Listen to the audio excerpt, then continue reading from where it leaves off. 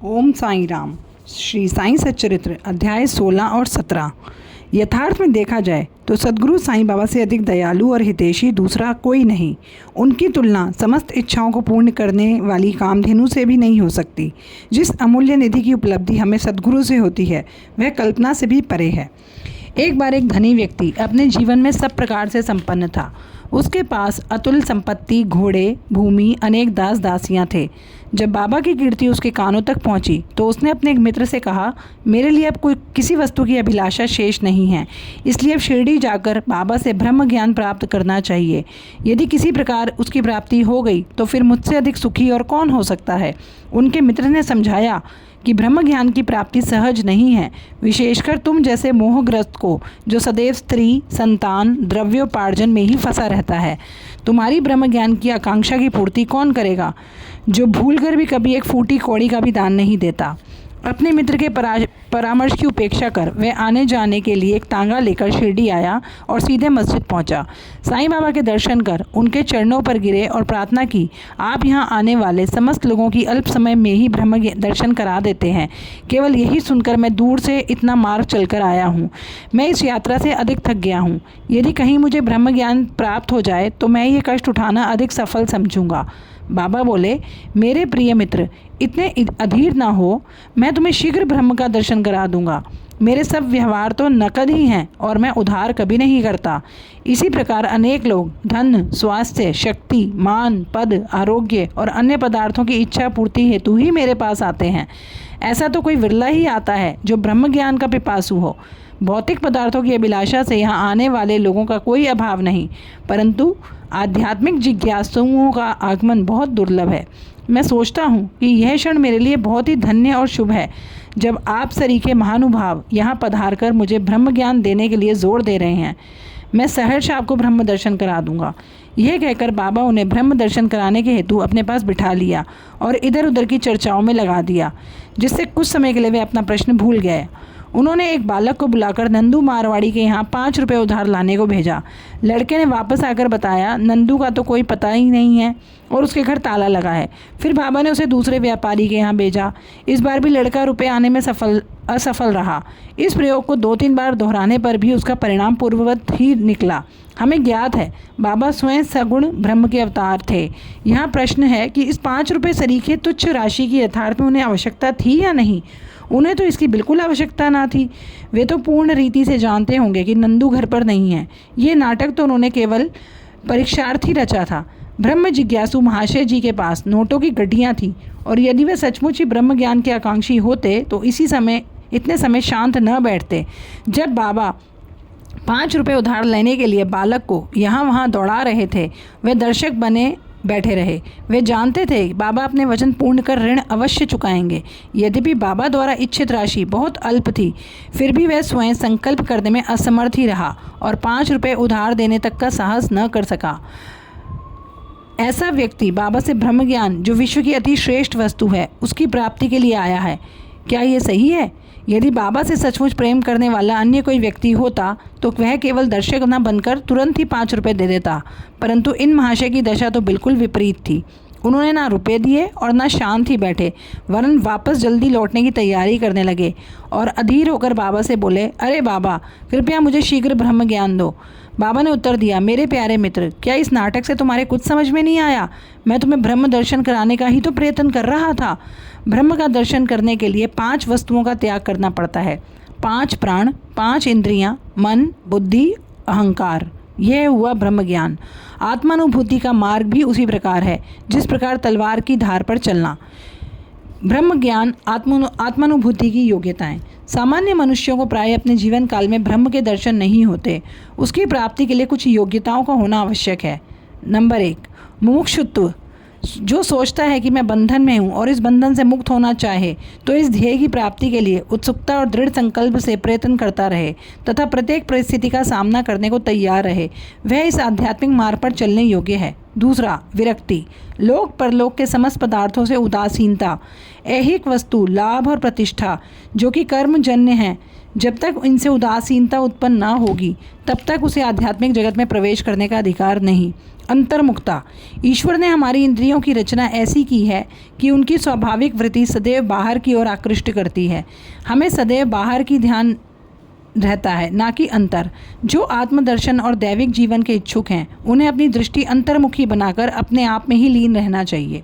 चौथा, पाप शुद्धि। जब तक मनुष्य दुष्टता त्याग कर दुष्कर्म करना नहीं छोड़ता तब तक ना तो उसे पूर्ण शांति मिलती है और ना ही उसका मन स्थिर होता है। वह मात्र बुद्धि बल द्वारा ज्ञान लाभ कदापि नहीं कर सकता। उचित आचरण। जब तक मनुष्य सत्यवादी, त्यागी, अंतर्मुखी बनकर ब्रह्मचर्य व्रत का पालन करते हुए जीवन व्यतीत नहीं करता तब तक उसे आत्मोपलब्धि संभव नहीं। छठा, सार वस्तु ग्रहण करना। दो प्रकार की वस्तुएं हैं, नित्य और अनित्य। पहली आध्यात्मिक विषयों से संबंधित है और दूसरी सांसारिक। मनुष्यों को इन दोनों का सामना करना पड़ता है। उसे विवेक द्वारा किसी एक का चुनाव करना पड़ता है। विद्वान पुरुष अनित्य से नित्य को श्रेष्ठकर मानते हैं, परंतु जो मूढ़मती हैं वे आसक्तियों के वशीभूत होकर अनित्य को ही श्रेष्ठ जानकर उस पर आचरण करते हैं। सातवां, मन और इंद्रियों का निग्रह। शरीर एक रथ है, आत्मा उसका स्वामी है और बुद्धि सारथी। मन लगाम है और इंद्रियां उसके घोड़े। इंद्रिय नियंत्रण ही उसका पथ है।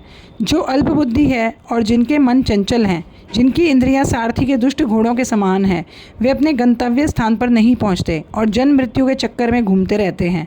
परंतु जो विवेकशील हैं, जिन्होंने अपने मन पर नियंत्रण कर लिया है, जिनकी इंद्रियां सारथी के उत्तम घोड़ों के समान नियंत्रण में हैं, वे ही गंतव्य स्थान पर पहुंच पाते हैं, अर्थात परम पद प्राप्त करते हैं और उनका पुनर्जन्म नहीं होता।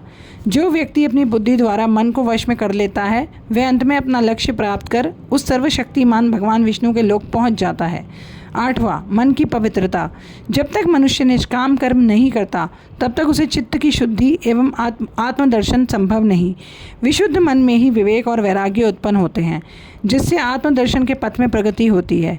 अहंकार शून्य हुए बिना तृष्णा से छुटकारा पाना संभव नहीं। विषय वासना आत्मानुभूति के मार्ग में विशेष बाधक है। यह धारणा कि मैं शरीर हूँ एक भ्रम है।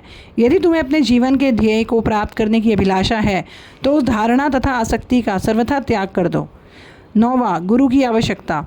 आत्मज्ञान इतना गूढ़ और रहस्यमय है कि मात्र निज प्रयत्न से उसकी प्राप्ति संभव नहीं। इस कारण आत्मानुभूति प्राप्त गुरु की सहायता परम आवश्यक है। अत्यंत कठिन परिश्रम और कष्टों के उपरांत भी दूसरे क्या दे सकते हैं जो ऐसे गुरु की कृपा से सहज प्राप्त हो सकता है। जिसने स्वयं इस मार्ग का अनुसरण कर अनुभव कर लिया हो वही अपने शिष्य को भी सरलतापूर्वक पग पग पर आध्यात्मिक उन्नति करा सकता है। 10वां, अंत में ईश कृपा परम आवश्यक है। जब भगवान किसी पर कृपा करते हैं तो वह उसे विवेक वैराग्य देकर इस भवसागर से पार कर देते हैं। यह आत्मानुभूति ना तो नाना प्रकार की विद्याओं और बुद्धि द्वारा हो सकती है और ना शुष्क वेदाध्यान द्वारा। इसके लिए जिस किसी को यह आत्मा वरण करती है उसी को प्राप्त होती है और उसी के सम्मुख वह अपना स्वरूप प्रकट करती है। कठोपनिषद में ऐसा ही वर्णन है। बाबा का उपदेश।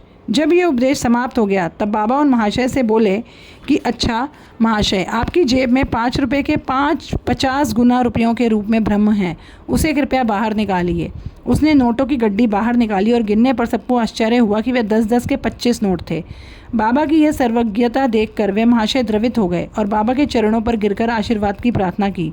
बाबा बोले, अपना ब्रह्म अर्थात नोटों का बंडल लपेट लो। जब तक तुम्हारा लोभ ईर्ष्या से छुटकारा नहीं तब तक तुम ब्रह्म के सत्य स्वरूप को नहीं जान सकते। जिसका मन धन संतान और ऐश्वर्य में लगा है वह इन सब आसक्तियों को त्यागे बिना कैसे ब्रह्म को जानने की आशा करता है। आसक्ति का भ्रम और धन की तृष्णा दुख का एक भंवर है जिसमें अहंकार और ईर्ष्या रूपी मगरों का वास है। जो इच्छा रहित होगा केवल वही ये भवसागर पार कर सकता है। तृष्णा और ब्रह्म के पारस्परिक संबंध इसी प्रकार के हैं, अतः वे परस्पर कट्टर शत्रु हैं। तुलसीदास जी कहते हैं, जहाँ रामतः काम नहीं, जहाँ काम नहीं राम, तुलसी कभू होत नहीं, रवि रजनी इकठाम। जहाँ लोभ है वहाँ ब्रह्म के चिंतन की गुंजाइश नहीं। फिर लोभी पुरुष को विरक्ति और मोक्ष की प्राप्ति कैसे? लालची पुरुष को ना तो शांति ना संतोष ना ही वह दृढ़ निश्चयी हो सकता है। यदि कण मात्र भी लोभ मन में शेष रह जाए तो समझना चाहिए कि सब साधनाएं व्यर्थ हैं। एक उत्तम साधक यदि फल प्राप्ति की इच्छा या अपने कर्तव्यों का प्रतिफल पाने की भावना से मुक्त नहीं और यदि उनके प्रति उसमें अरुचि उत्पन्न न हो तो सब कुछ व्यर्थ ही हुआ। वह आत्मानुभूति प्राप्त करने में सफल नहीं हो सकता। जो अहंकारी तथा सदैव विषय चिंतन में रत है, उन पर गुरु के उपदेशों तथा शिक्षा का कोई प्रभाव नहीं पड़ता। अतः मन की पवित्रता अत्यंत आवश्यक है, क्योंकि उसके बिना आध्यात्मिक साधनाओं का कोई महत्व नहीं, वह नीरा दंभ ही है। इसलिए श्रेयस्कर यही है कि जिसे जो मार्ग बुद्धिगम्य हो वह उसे ही अपनाए। मेरा खजाना पूर्ण है और मैं प्रत्येक के इच्छानुसार उसकी पूर्ति कर सकता हूँ, परंतु मुझे पात्र की योग्यता अयोग्यता का भी ध्यान रखना पड़ता है। जो कुछ मैं कह रहा हूँ, यदि तुम उसे एकाग्र होकर सुनोगे तो तुम्हें निश्चय ही लाभ होगा। इस मस्जिद में बैठकर मैं कभी असत्य भाषण नहीं करता। जब घर में किसी अतिथि को निमंत्रण दिया जाता है तो उसके साथ परिवार, मित्र, संबंधी आदि भी भोजन करने के लिए आमंत्रित किए जाते हैं। बाबा द्वारा धनी महाशय को दिए गए इस ज्ञान भोज में मस्जिद में उपस्थित सभी जन सम्मिलित थे। बाबा का आशीर्वाद प्राप्त कर सभी लोग उन धनी महाशय के साथ हर्ष और संतोष पूर्वक अपने अपने घर को लौट गए। बाबा का वैशिष्ट्य। ऐसे संत अनेक हैं जो घर त्याग कर जंगलों की गुफाओं झोपड़ियों में एकांतवास करते हुए अपनी मुक्ति या मोक्ष प्राप्ति का प्रयत्न करते रहते हैं। वे दूसरों को किंचित मात्र भी अपेक्षा न कर सदा ध्यानस्थ रहते हैं। श्री साईं बाबा इस प्रकृति के न थे। यद्यपि उनके कोई घर द्वार, स्त्री, संतान संबंधी न थे, फिर भी वे संसार में रहते थे। वे केवल 4-5 घरों से भिक्षा लेकर सदा नीम वृक्ष के नीचे निवास करते और समस्त सांसारिक व्यवहार करते रहते थे। इस विषय में रहकर किस प्रकार आचरण करना चाहिए, इसकी भी वे शिक्षा देते थे। ऐसे साधु या संत प्राय विरला ही होते हैं जो स्वयं भगवत प्राप्ति के पश्चात लोगों के कल्याणार्थ प्रयत्न करें। श्री साईं बाबा इन सब में अग्रगण्य थे। इसीलिए हेमाड पंत जी कहते हैं, वह देश धन्य है, वह कुटुंब धन्य है तथा वे माता पिता धन्य हैं जहाँ साईं बाबा के रूप में यह असाधारण, परम श्रेष्ठ, अनमोल, विशुद्ध रत्न उत्पन्न हुआ। पाठ 16-17 समाप्त। श्री सद्गुरु साईनाथार्पण मस्तु। शुभम भवतु। ओम साई राम।